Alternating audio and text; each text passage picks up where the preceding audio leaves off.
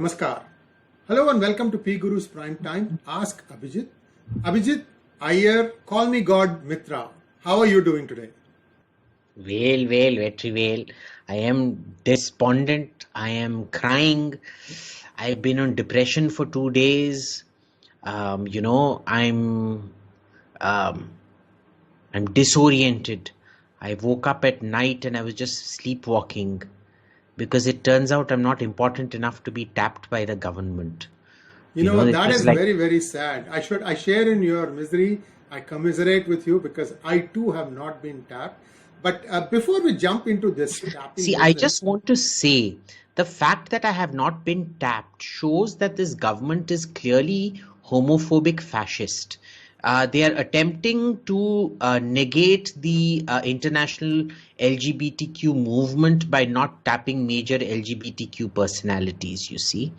It's signs of the upcoming LGBTQ genocide. my dear man, that's a stretch, but I'll go with it. No, it's Because the there is truth. It's the truth. You'll notice everybody who's been tapped is a cisgender, gender binary, heterosexual person. what is gender binary? Bigots who only identify as man or woman. Okay. Is that a crime? Yeah, because men can have menstrual cycles, If men who All don't right. have menstrual cycles are not really, they're bigots, basically. So, viewers, we promised you what really happens. How does Pegasus actually infect?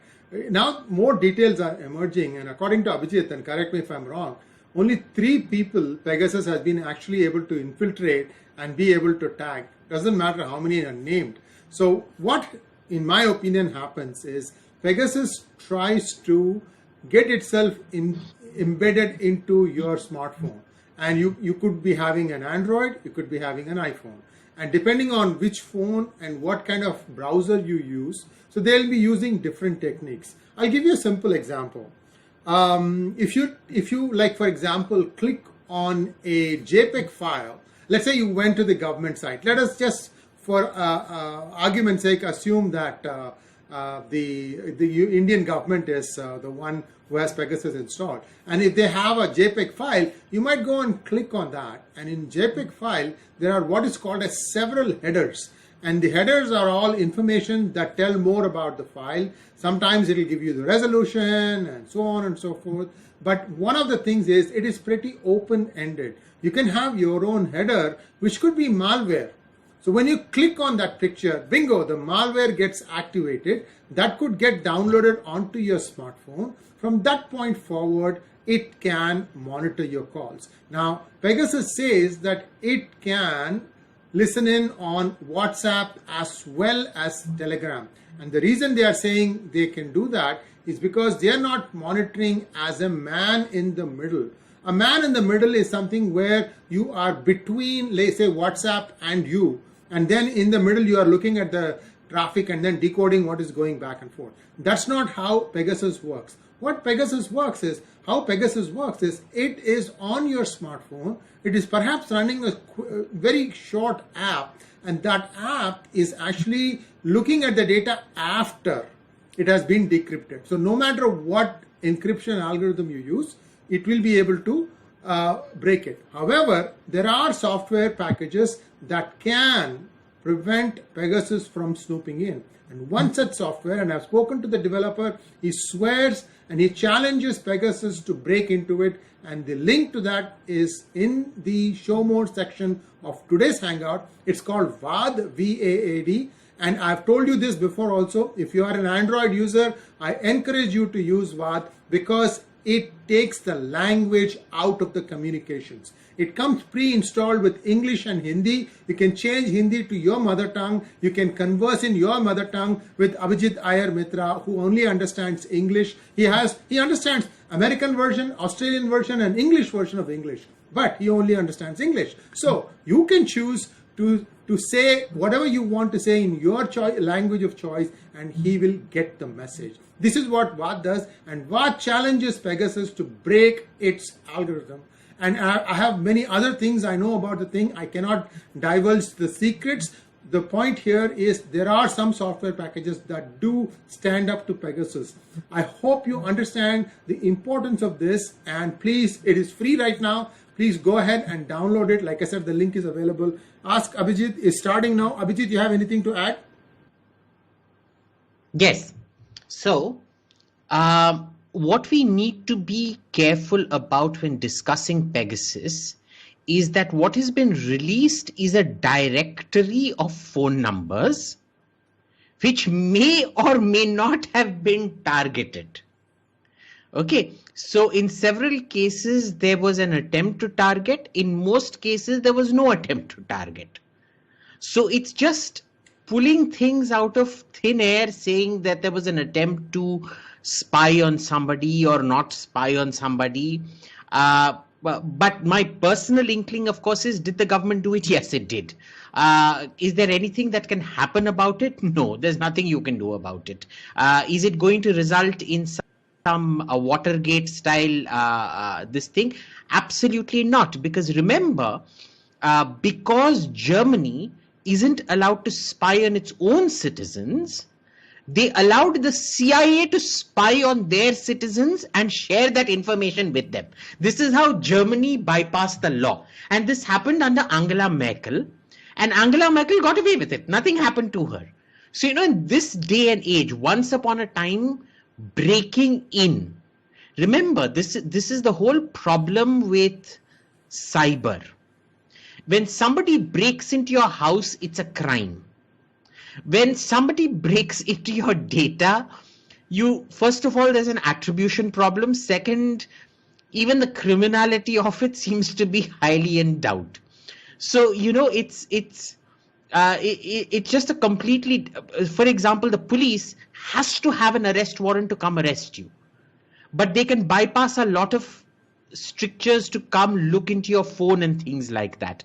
So it's just one of those things where it might not even technically be an illegality, technically, if you look at it. Because remember, what the government has said is no laws were broken, which means the necessary authority had probably signed off on whoever they wanted to go after. Thank you, Abhijit. And let us start with some of the unanswered questions from last week. The first one is from Shiro Tamashi. Hi, Sree sir. What is the update on caste-based reservation in Silicon Valley? So there were a couple of articles that PGurus wrote, that got published in PGurus. So I do urge you to take a look at it. But what happened was there was a human rights commission that was formed specifically to look into caste-based reservations. Now, there were a lot of controversies about how it was formed, the representation that was there, and so on and so forth. So when they actually met to listen to people, there were a lot of questions that they couldn't answer. For example, the chairman of this so-called HRC belonged to a church which had some pedophile accusations, and he kept saying that is not pertaining to this topic, but the damage was done. Basically, the credibility was questioned, and at the end of these 2 days, 3 days, whatever the number of times they met, they realized that this is a far more complex issue than what they thought it was originally. So it is going to be kicked down the road. There may be another human rights commission that might get formed, but in the meantime, there are lots of lawsuits about this happening all over the United States. So stay tuned. We will bring you all the updates on this. And thanks for asking me this question, because this is something that has been uppermost on many minds, but I'm glad I got a chance to answer this question today. Abhijit, next question for you. Oracle wants to know, people talk about Rafale's Spectra a lot. Does it have active cancellation? Please tell us about the sensor suite of Rafale. Okay, so the thing about the Rafale is there are two versions of the Spectra. One was mated to when it had a passive radar, and there's a newer one that came online sometime. See, Spectra is an evolutionary thing, right? So what it does is it keeps scanning. In most of these cases, the radar warning receiver, in most modern fighters, Western fighters, the radar warning receiver can, triangulate a incoming radar signal out much further than the radar can. So if the radar can look out about 150 kilometers, the radar warning can pinpoint where you are being flashed from almost 300 kilometers away. In case of the F-22, apparently it's several hundred kilometers away. Now, what happens with the spectra? And remember, electronic warfare is the most closely guarded secret. It's never ever shared. But what happens here is that it basically does it's almost live. It You start getting pinged or painted or swished or flashed or whatever, and it automatically picks up on it and starts emitting counter signals and things like that. And they say, because nobody is willing to talk about electronic warfare. One of the reasons you don't have a comprehensive account of electronic warfare over the last 30, 40 years is nobody wants to talk about it. It is criminal talking about it. Talking about any of the methods of it are criminal. Even the mechanism of the Enigma machine, they still haven't been declassified completely. Imagine a World War II encryption machine still not being declassified. That's how seriously they take these things. But this is roughly what we know that the Spectra does. The Eurofighter was meant to have this. It was meant to be the defensive aid subsystem, DASS, and that's those two pod-like things on each at the wingtip. The issue was because it came as a modular system, like when you buy a Hyundai, you have the entry-level manual variant, and then you have the full-on automatic variant with the sunroof and this and that and all of that. And the DAS was reserved only for the highest end system, which was very, very complicated. And so what happened was most of the countries opted to go in without it. With the F-35, because it's stealth, the countermeasures are much less. That is to say, because the probability of detection is less, the onboard ability to carry out electronic warfare is less, in that if your ability to be seen is less, the amount of countermeasures you have to carry is less. So Spectra apparently is the voodoo gold standard of inbuilt electronic warfare. Unless, of course, you go into the dedicated aircraft like the Growler, the F-18, EF-18G. Yuvraj Singh wants to know how to increase human capital using existing technology.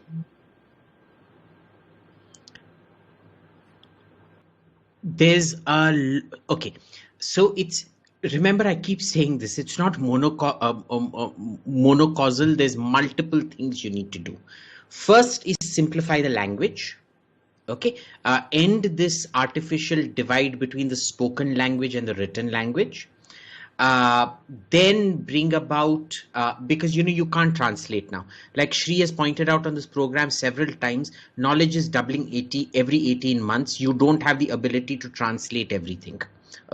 So you have to go to the source language, which is mostly English these days, because otherwise it's ridiculous. One state or one language, say Telugu or Tamil Nadu, can't keep translating everything that is coming out of the rest of the world with fidelity in time for it to happen. So you now have to learn a new language. So this whole thing that learning is easier in your language, it's no longer applicable. So first, reduce that. Reduce the gap between the spoken and the written language, number one. Number two, what you need to be doing is you need to be simplifying your syllabus and making things more relevant to what people need to study. You need to be allowing, for example, some people may like history. Why should they keep getting stuck in our system where you have to pass everything from Hindi, English, whatever, maths and everything? If you can reach the 12th standard in history alone and graduate, or the 12th standard in geography alone, or the 12th standard in chemistry alone, go ahead and do it. So you need to have multiple avenues, And at that point, now that you've electrified the entire this thing, you probably need to have a hardy tablet which you can give to people that is highly visual, that is modern pedagogy in terms of programs, where you can make problem solving part of the program. And you don't even need it to be, say, a Samsung S9. What's the latest one? Sree, is the latest one an S9 Galaxy something, right? tab? Yeah. Galaxy Tab S9. You don't. It can even be a Galaxy 2 or 3 tab, and it'll still work. So you can build a ruggedized version that doesn't look so good, but is whatever, which is about 6-7 years older technology, which is going to be dirt cheap right now, and still provide the content and lock it for entertainment. That is, you use it for education alone and not for entertainment, because most people access it only for entertainment.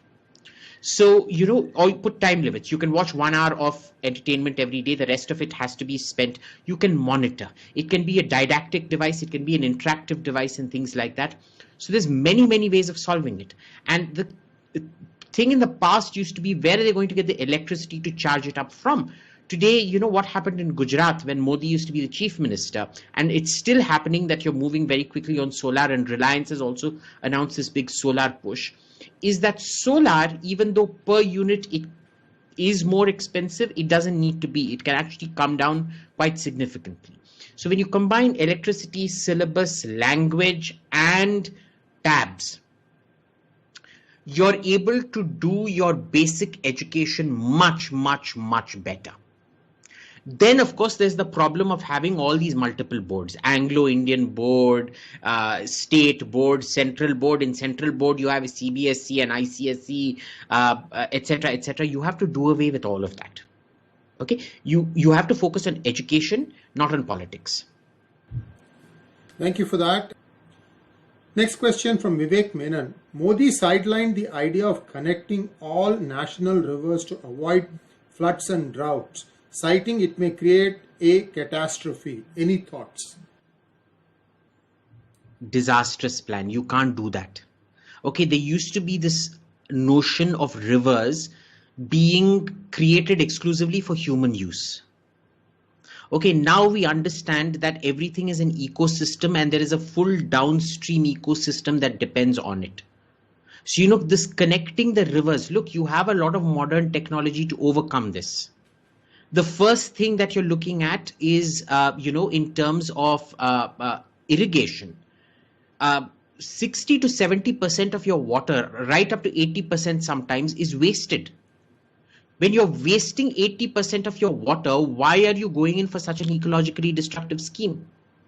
First, price your water correct. Penalize the wastage of water. Reduce your agricultural, and anyway, you don't need it, because, drip irrigation, except for rice, you don't need this kind of irrigation at all. On the other hand, you're growing extremely ecologically destructive crops like cotton and what's the other one? Eucalyptus. And eucalyptus just grows, Why? Because it looks beautiful and it's drought resistant. They didn't realize that droughts were happening because of the eucalyptus, because it completely sucks up all the water from the water table.